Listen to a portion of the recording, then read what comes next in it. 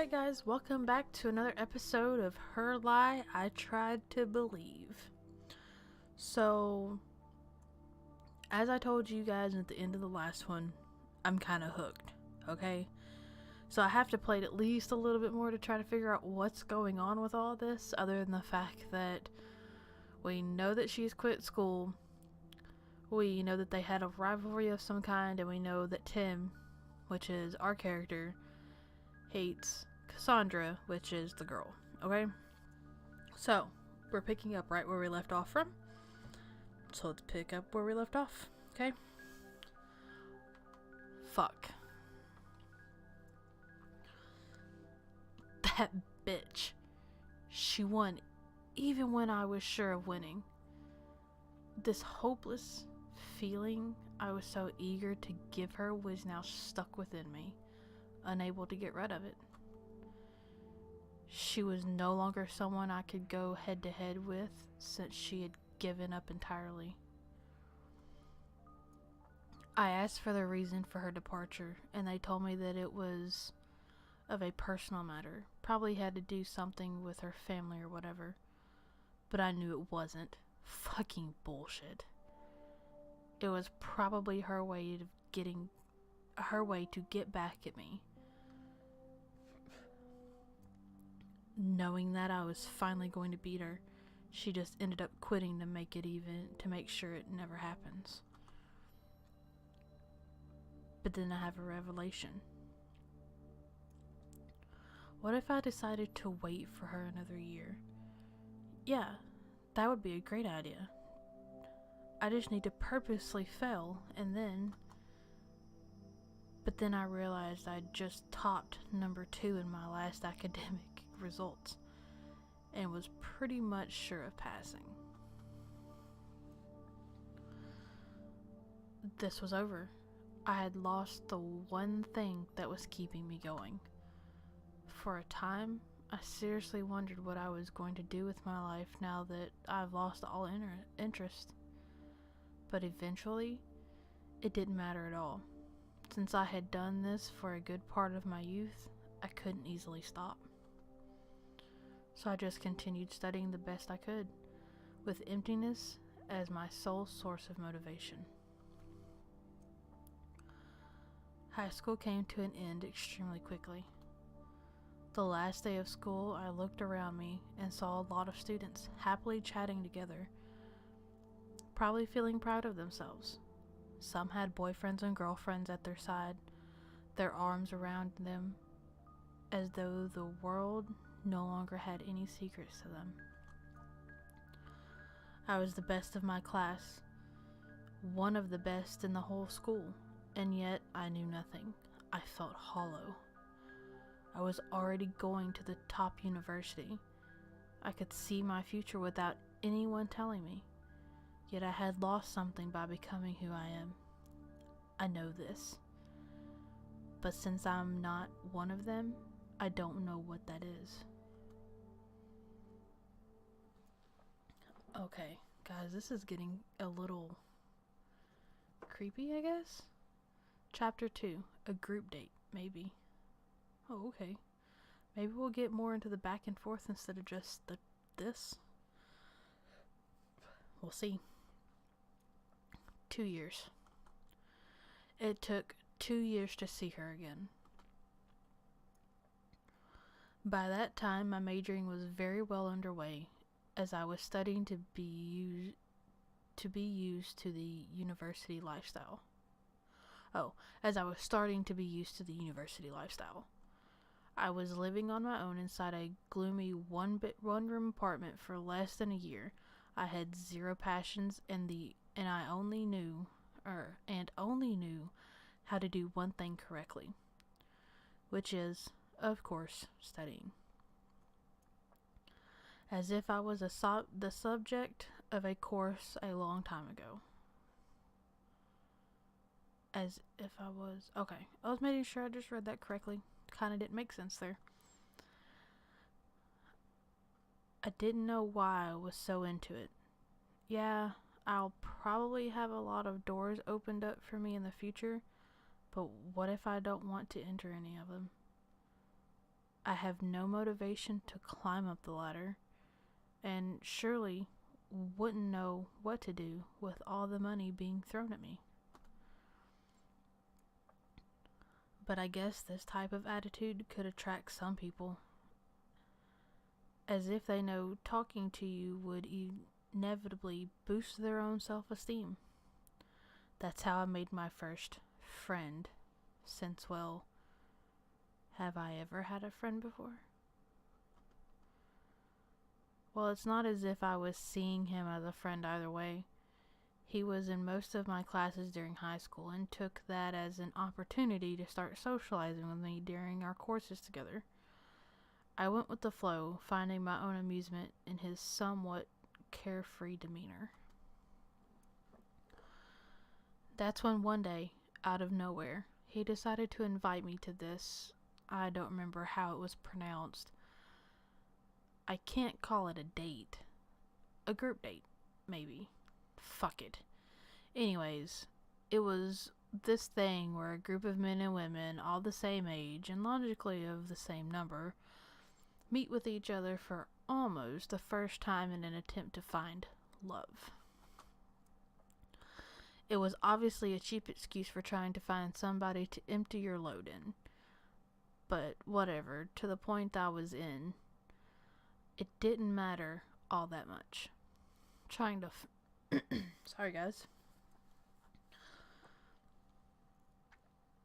Trying to fuck someone was, as most of men my age, any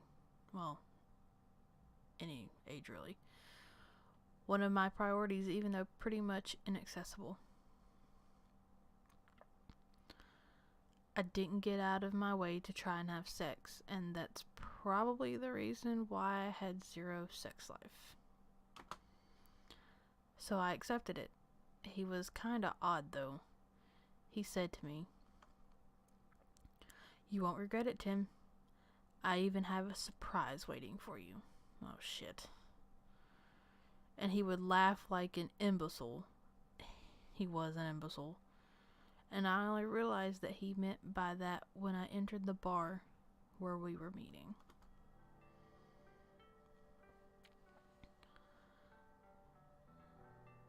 They were 7 waiting, 8 with me. 4 boys, 4 girls. 2 of those girls were completely unattractive, fat, or with a big chin and a weird hairstyle. The other one was already almost in bed with the big-mouthed guy. So those 3 were unfuckable. That was my first thought upon entering the bar. The second thought wasn't as different as the first one, but was still very surprising indeed. It was her. She was there, drinking a beer, casually talking with the other guy, sports-like type. Another one unfuckable. But of course, not for the same reason. I should just get out of here. This is so pitiful. It's not even funny. That's when Mike, my friend, noticed my arrival and forcibly introduced me to the group. "Oh, this is the guy I was talking about. Hey, Tim. Come, don't be shy. We were waiting for you." I almost clicked my tongue out loud, but thought otherwise. Maybe the big chin one could be fuckable with a couple of beers. Damn. Damn. Okay. I sat next to my friend. I tried not to look too much at the right-hand side of the table because the symmetry irritated me somehow. He said my name out loud and said everyone else's name right after. I don't remember any of them, and seriously don't want to use even the most useful part of my brain to store one of them. I still politely greeted everyone until it came to that name. And I could introduce you to Cassandra, but I guess I don't have to, right? I looked at him annoyed. He's clearly happy to introduce her to me, as though me meeting her again would make me happy. Like it's a gift or something. Why the fuck does he even know the fact that we already knew each other? I said, yeah, with a hand scratching my head a bit flustered. Likewise, she didn't look my way at all, or all that much, and only said hi, with a voice that could be misunderstood as a whisper. I'm grateful for that, even if I harbored hate for her for the most part of my life, and probably still. The fact that she understood my reluctance to face her was what saved the little composure I had left. So I was able to enjoy my beer while chatting with the group of people around me, and it didn't disturb me all as much that she was actually there. It was just that, in the heat of the moment, I didn't know what to think of. I didn't even understand the feeling I had for her anymore. I hated her for such a long time that for me, it was as though she wasn't even human. And the fact that she disappeared completely from my life at one point, my mind only assumed she was dead. So a non-human presumed dead, looking so lively and joyous, it was only natural that I was baffled a bit. Yeah, that's a good reason. She was sexy. No longer cute or beautiful, but sexy. She had a blue shirt, which underlined well over her overly seductive forms, and black skirt that I couldn't see very well due to the table, and her hair was loose and ended a bit under her chest. I tried not to look at her, but it was hard when surrounded by ugly girls.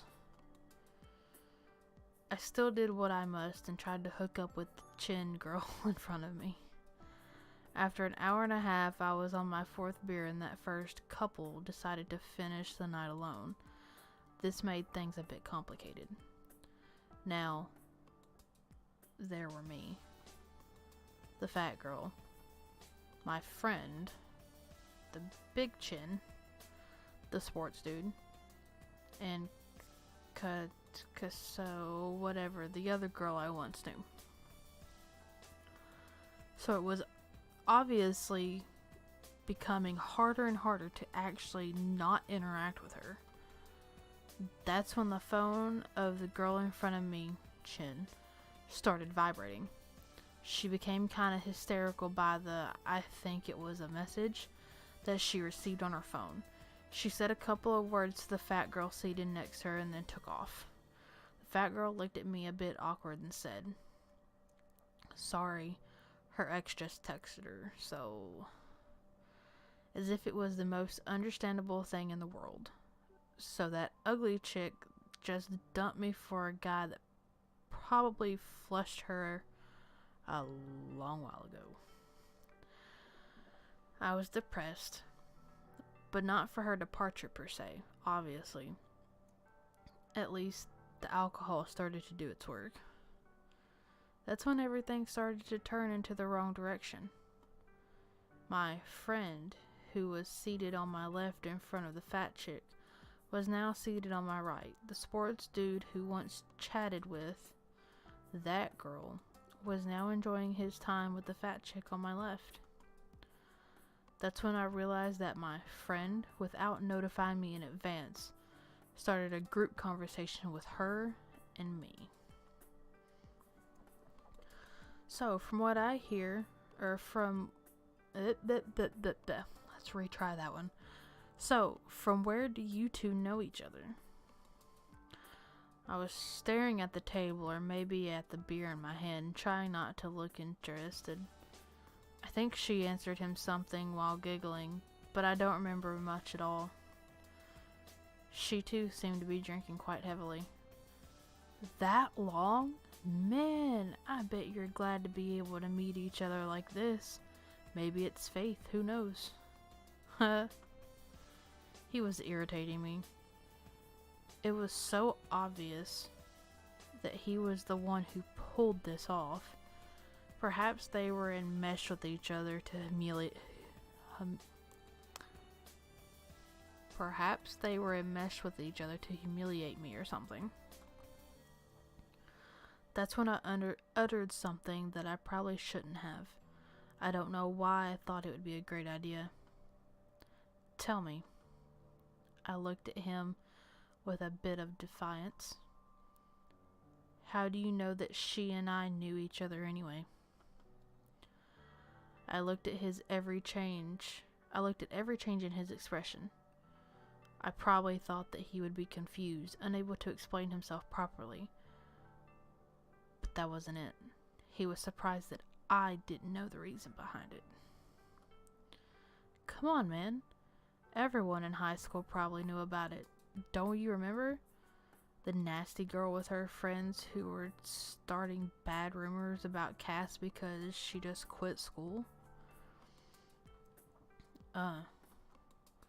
Fuck. Now I remember. Oh, man. I still remember. You were so ruthless. You walked up to those girls and started insulting the shit out of them. About how uneducated they were and how they were wasting their time and had no future. And then you started numbering every achievement Cass ever accomplished, to the prize she won during some piano competition, to the national rank she topped with her academic results. And you know, I'm not the one to hit a girl or anything, but this was so asking for it. This one was so asking for it. She didn't try to listen one bit, and was continuously cutting you off about some bullshit she heard somewhere down the street. How ridiculous. This was when I was still very much on the edge from losing what I thought was my only drive in this world. Some bitches were bad-mouthing her about something along the line of prostitution or some stupid shit like that. It was like the week after she had quit school, so anything goes, I guess. But then, since they had nothing else more useful to do, they started to say some bullshit about her cheating during exams, or giving sexual bribery to teachers in order to top higher in the midterms. That's when I lost my shit, because telling those ridiculous things would insinuate that the rival I always thought as my equal was nothing more than a fake, and this was completely unacceptable. And yes, I would have beaten the shit out of him if it wasn't for the teacher meddling with it. Hey, Tim, do you remember what you shouted at her to make her shut up? No, not really. Enough! Even if she prostitutes herself or even cheats during the midterms, doesn't change the fact that she's way better than the lots of you. At least she achieved everything she ever set herself out to do. You low-life bitches will never understand the meaning of the term achievement as long as you still live in this world. Do you understand, you worthless piece of shit? Okay. Alright. Yeah, you got a little emotional. I remember it down to the very last syllable. I have no fucking clue why, though. He said it out loud, not nearly as perfect as I remembered it, but it was still surprising hearing it from someone else's mouth. I then instantly noticed her blushing by understanding the meaning of those words. This was bad. This was a misunderstanding. I never said this in order to protect her. I said it because at that moment, I knew for a fact that you were head over heels for her, and I found it so tragic you probably never had the chance to say it to her. So you can understand why, when I met with her out of absolutely nowhere at my part-time job. He points casually towards her. I had to try and arrange something out for the both of you.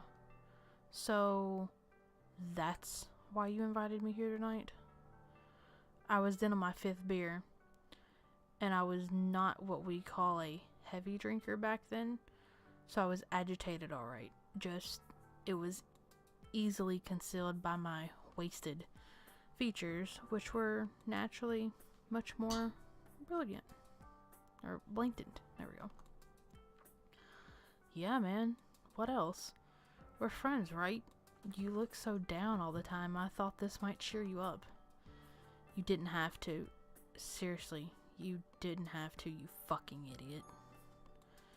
She wasn't saying anything much. She was looking my way silently. But I couldn't muster the strength to look at her directly. I wondered why she was so silent when she was saying all those things which were directly related to her. Then, that's my girlfriend texting me. Sorry guys, gotta go. My useless friend got himself up in a hurry. What do you mean? You have a girlfriend? What was he doing here then? Yeah, tonight was for you, man. He approached me ever so slightly, his breath bringing the stench of warm beer with it, and whispered in my ear, "Enjoy yourself, will ya?" And with that, he disappeared without a trace. Well, not disappeared, but I was intoxicated to the point to where the actions in my mind perceived around me were as though they were made in fast forward. Life and time were moving rapidly without my consent. This was extremely awkward. I turned to my left to ask the other two what they planned to do. I desperately wanted to end the night right then and there, but...